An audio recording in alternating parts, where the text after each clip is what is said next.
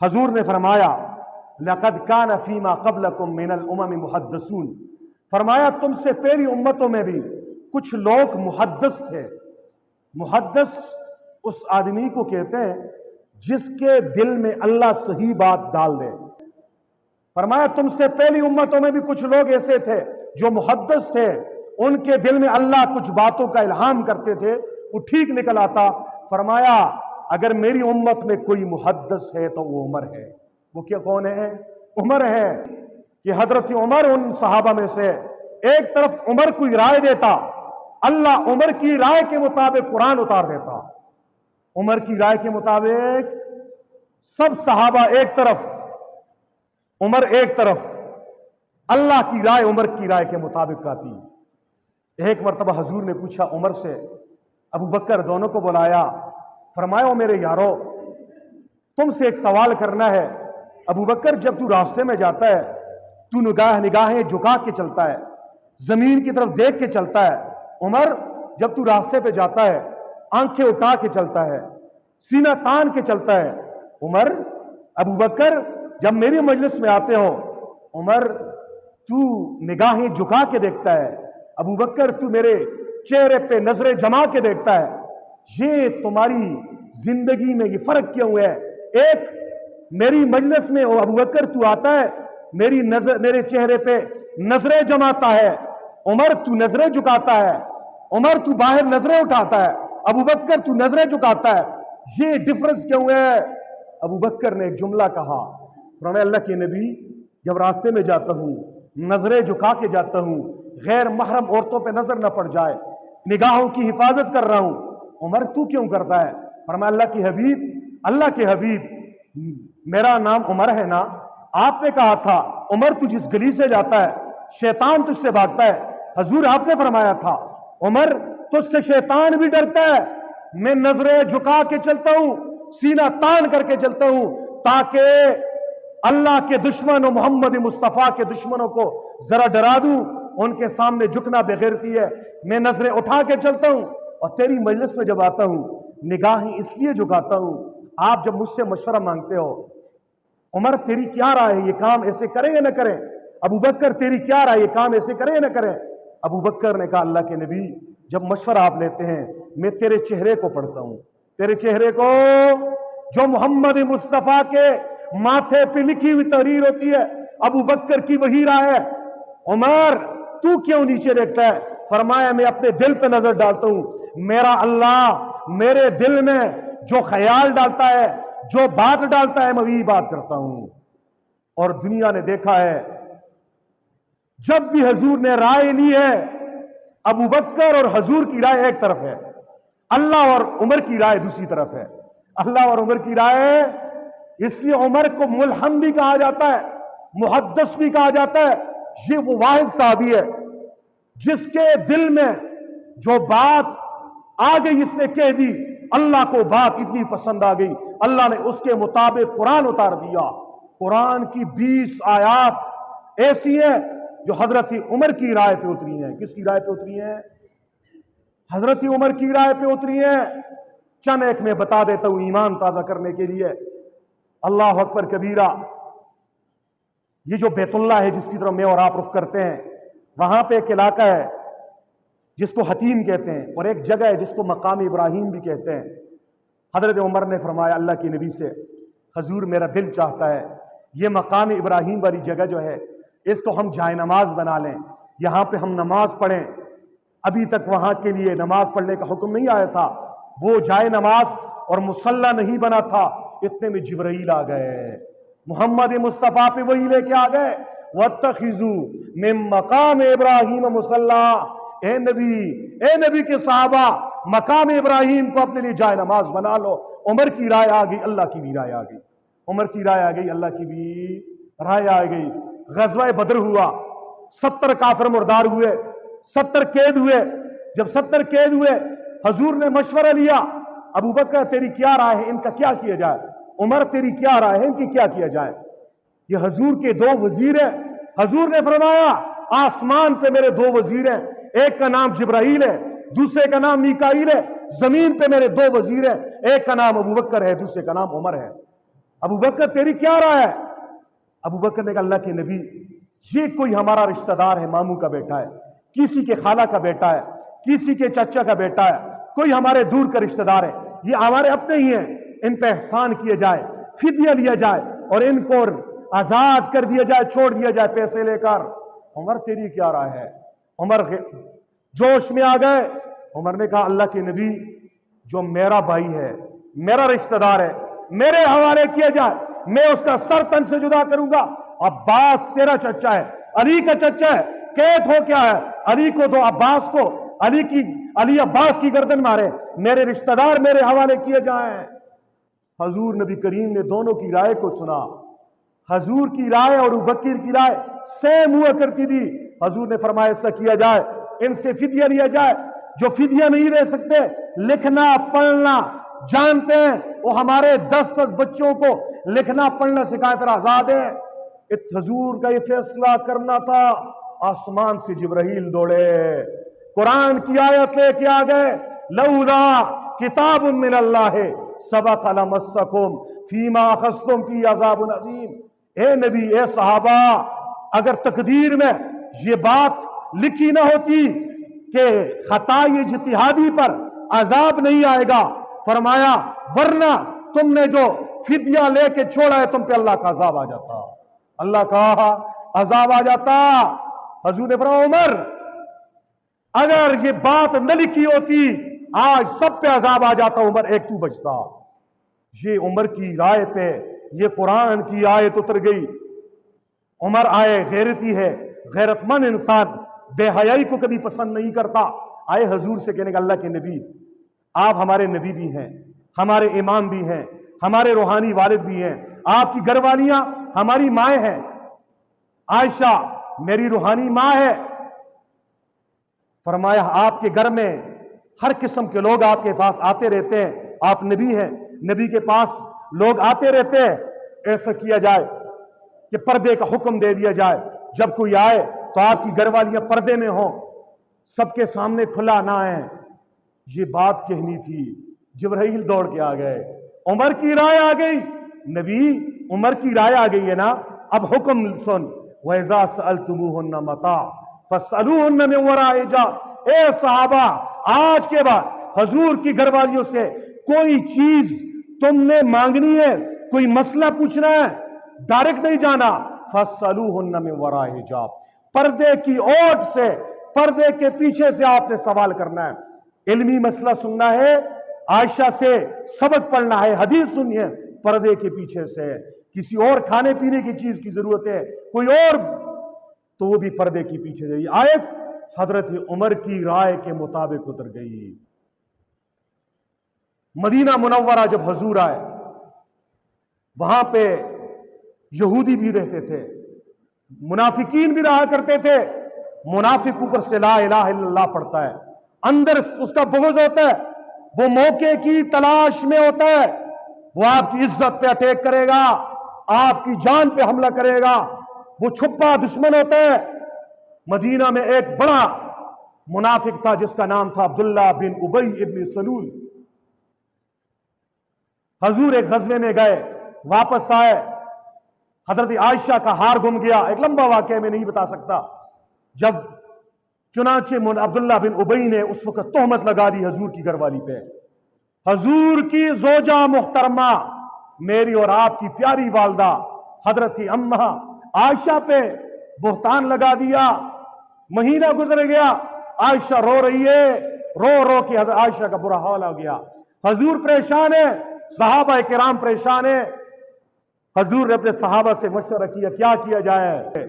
عمر سے پوچھا، عمر تیری کیا رائے ہے؟ عمر نے کہا اللہ کے نبی عائشہ کو بیوی بنا کے تیری نکاح میں دینے والا کون ہے؟ فرمائے اللہ۔ فرمایا کہ اللہ نے ریشم کے کپڑے میں عائشہ کی تصویر بنا کر جبرائیل کو دے کر نہیں بھیجا تھا، محمد یہ دیکھ لو، یہ عائشہ مستقبل میں آپ کی بیوی بنے گی۔ فرمایا عمر ایسا ہوا تھا؟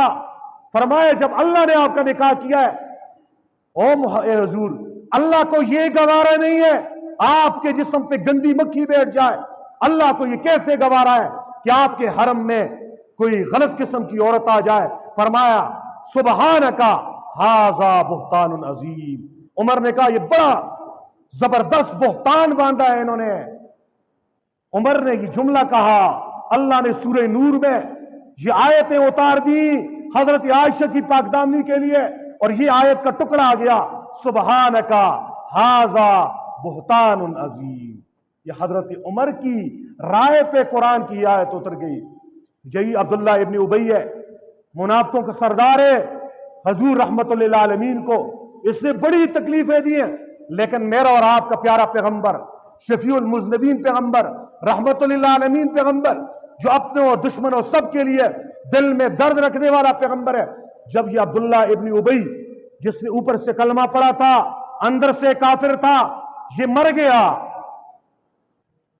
تو چونکہ اوپر سے کلمہ پڑھا ہے, اسلام ظاہر کو دیکھتا ہے, دل کو چیر کے نہیں دیکھ سکتا کہ اس کے دل میں کیا ہے. اس کے دل میں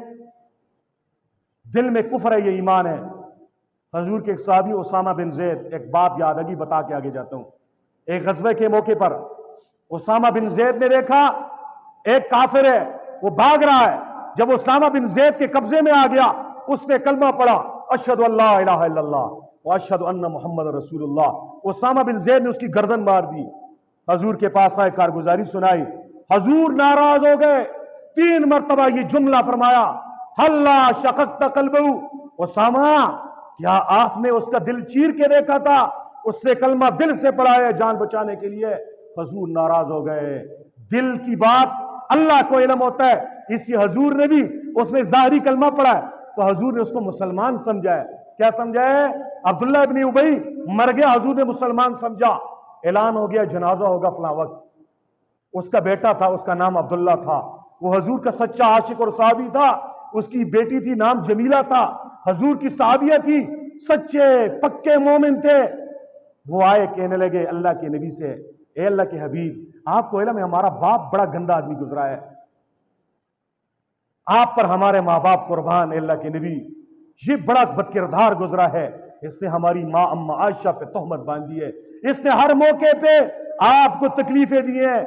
اللہ کے نبی ایسا کیوں نہ کریں, آپ اپنا مبارک قمیص نکال کر جب ہم اس کو غسل دیں, اس قمیص میں اس کو کفن دیں, آپ کے قمیص کی برکت سے ہمارے اس گناہگار والد کی بخشش ہو جائے.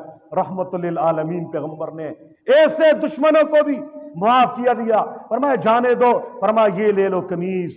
فرمایا اس نے ایک احسان کیا تھا, جب میرا چچا حضرت عباس غزوہ بدر میں گرفتار ہو کے آیا تھا, اس کا قد لمبا تھا, عبداللہ بن ابی کا قد لمبا تھا, ہمارے کپڑے اس میں فٹ نہیں آتے تھے, اس نے احسان کر کے میرے چچا کو ایک کپڑے کا جوڑا دیا تھا.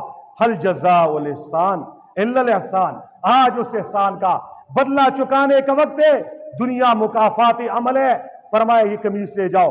بیٹی نے آگے بڑھ کے کہا اللہ کے حبیب ایک اور احسان بھی کر دیں, آپ تو احسان والے نبی ہیں, آپ تو دشمنوں کو بھی نوازنے والے ہیں. اپنا مبارک لعاب, وہ لعاب جو علی کی آنکھ پہ لگا, علی کی آنکھ ٹھیک ہو گئی تھی, وہ لعاب جو ابوبکر کی ایڑی پہ جب سامنے ڈسا تھا لگا زہر ختم ہو گیا, وہ لعاب نکالیں ہمارے والد کے منہ میں ڈال دیں, اس کی برکت سے اللہ معاف فرما دے. حضور نے اس کے منہ میں لعاب بھی ڈال دیا. جنازہ تیار, صفیں بن گئی, سب صحابہ خاموش ہیں, امام پڑھا رہے ہیں, تو مقتدیوں کا کیا حق ہے سوال کرے؟ سب خاموش ہیں. عمر کا مزاج الگ ہے, عمر کا مزاج الگ ہے. عمر آگے بڑھے, ادب سے دونوں ہاتھوں کو جوڑا, حضور ناراض نہ ہو, یہ وہ بدبخت ہے نا جس نے میری ماں عائشہ پہ تہمت باندھی, یہ منافق ہے, مسلمان نہیں ہے, اس کا جنازہ نہ پڑھا ہے, اس کا جنازہ نہ پڑھا ہے. حضور نے عمر کی طرف دیکھا, دیکھنے کے بعد کہا عمر تیری غیرت کا تقاضا یہ تو اس کا جنازہ نہ پڑھے, میری رحمت کا تقاضا یہ میں دشمنوں کے بھی جنازے پڑھ لوں. جنازہ شروع ہو گیا, نماز پڑھی جا رہی ہے, جبرائیل آ گئے, وہی لے کے آ گئے. جو رائے عمر کی ہے وہ اللہ کی بھی رائے ہے, اس بدبخت کا جنازہ نہیں پڑھنا چاہیے. آیت کیا لے کے آ گئے, وَلَا تُصَلِّ عَلَىٰ أَحَدٍ مِّنْهُمْ مَاتَ. اے نبی ان منافقوں میں جو مردار ہو جائے لا تصلی، اس کا جنازہ نہ پڑھیں، ولا تقم علی قبری، جنازہ تو دور کی بات ہے اس کی قبر پہ بھی کھڑے نہ ہوں۔ یہ حضرت عمر کی رائے پہ قرآن کی یہ آیت اتر کے آ گئی۔ بہت ساری آیات ہیں۔ حضور کے پاس عمر آ گئے، اللہ کے نبی، زمانہ جاہلیت میں ہم شراب پیا کرتے تھے، نشے میں آ جایا کرتے تھے، میرا دل چاہتا ہے شراب پہ پابندی لگنی چاہیے۔ شراب پہ پابندی، حضور نے فرمایا عمر سپریم کورٹ سے حکم نہیں آیا، وہی آئے گی تو پابندی لگے گی، وہی آئی نہیں ہے، کہاں سے لگا؟ جبرائیل دوڑ کے آ گئے، آیت لے کر آ گئے، انما الخمر والمیسر والانصاب والازلام رجس من عمل الشیطان۔ فرمایا یہ شراب، یہ جوا، بہت سارے اور چیزوں کو گن کے فرمایا یہ شیطانی عمل ہے، فاجتنبو، اس سے باز رہو۔ عمر کی رائے پہ یہ آیت بھی اتر گئی۔ روزہ، حضور سے پہلی شریعتوں میں روزہ 24 گھنٹے کا تھا۔ شام کو افطاری ہو جاتی، اس وقت تک آدمی کھا پی سکتا تھا، جب تک آپ سوئے نہیں ہو، سو گئے اگلا روزہ سٹارٹ۔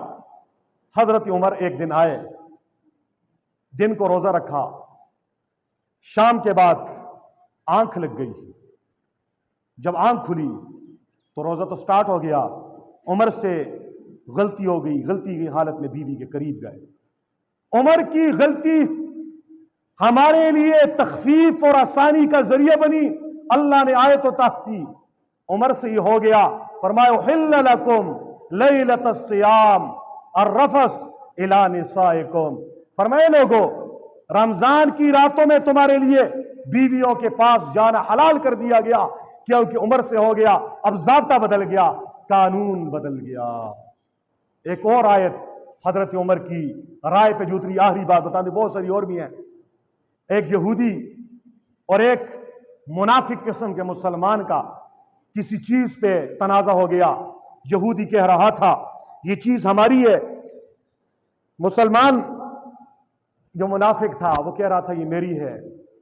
کیس حضور کے پاس چلا گیا، حضور نے دونوں کا موقف سنا، فیصلہ یہودی کے حق میں سنا دیا، یہ چیز یہودی کی ہے۔ اب منافق جو ہے نا، منافق ہوتا ہے، وہ وہاں سے سیدھا اسے کہا حضور کی رائے ٹھیک نہیں ہے، فیصلہ نہیں ہے، عمر سے فیصلہ کرتے ہیں۔ عمر کے پاس گئے، عمر کا دروازہ کھٹکھٹایا گیا، اندر گئے، عمر نے کہا کیسے آنا ہوا؟ تو یہودی کہنے لگا عمر ہمارا یہ جھگڑا تھا اس چیز پہ، حضور نے یہ فیصلہ سنا دیا میرے حق میں، اور یہ کہہ رہا ہے کہ عمر سے فیصلہ کرتے ہیں، حضور نے فیصلہ ٹھیک نہیں کیا۔ عمر نے کہا ادھر بیٹھو، میں چائے پانی آپ کے لیے لاتا ہوں، آپ ذرا آرام کرو۔